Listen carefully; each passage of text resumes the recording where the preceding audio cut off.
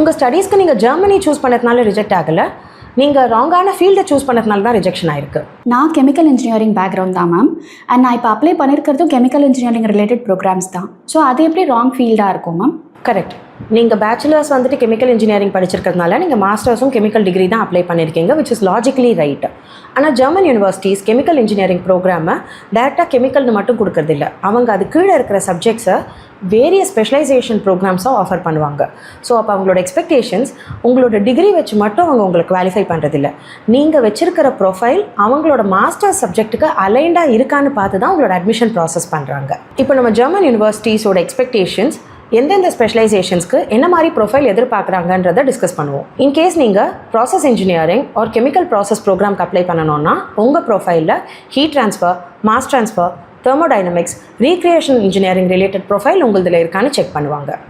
Biochemical R biotechnology ப்ரோக்ராம்க்கு நீங்கள் apply பண்ணோன்னா உங்கள் ப்ரொஃபைலில் microbiology, biochemistry, fermentation basics related profile இருக்கான்னு செக் பண்ணுவாங்க.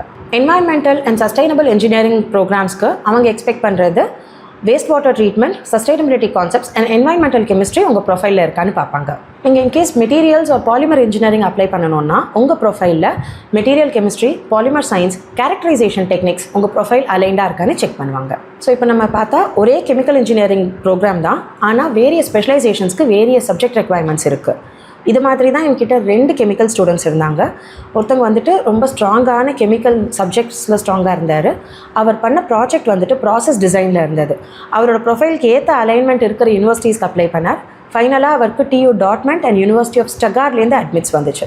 இன்னொரு ஸ்டூடெண்ட் இதே மாதிரி கெமிக்கலில் ஸ்ட்ராங்கான CGPAவும் ஸ்ட்ராங்கான சப்ஜெக்ட் இன்ஃபர்மேஷன்ஸ் இருந்தாலும் அவரோட ப்ரொஃபைல் பெருசாக மேட்ச் ஆகிற யூனிவர்சிட்டிஸ்க்கு அப்ளை பண்ணாமல் ரேண்டமாக அவர் வந்துட்டு என்வாயன்மெண்டல் அண்ட் பயோடெக்னாலஜி ரிலேட்டட் ப்ரோக்ராம்ஸ்க்கு அப்ளை பண்ணார்.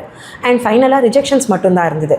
ஸோ நான் வந்துட்டு உங்ககிட்ட நீங்கள் சூஸ் பண்ண ஃபீல்டு தான் தப்பு அப்படின்னு சொல்லும்போது தட் டசன்ட் மீன் உங்களோட டிகிரி நேம், அதாவது கெமிக்கல் இன்ஜினியரிங்கை நான் தப்புன்னு சொல்லலை.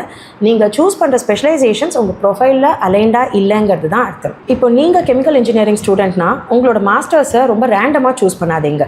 Reaches out. நாங்கள் உங்களுக்கு உங்கள் ப்ரொஃபைலுக்கு எந்த ஸ்பெஷலைசேஷன் கரெக்டாக ஃபிட் ஆகுது, ஜெர்மன் யூனிவர்சிட்டிஸோட ரெக்வயர்மெண்ட்ஸ் என்ன, அண்ட் உங்களோட ரியல் சான்சஸ் ஆஃப் அட்மிட் எங்கே இருக்குன்றதை நாங்கள் அட்வைஸ் பண்ணுறோம். Reaches out.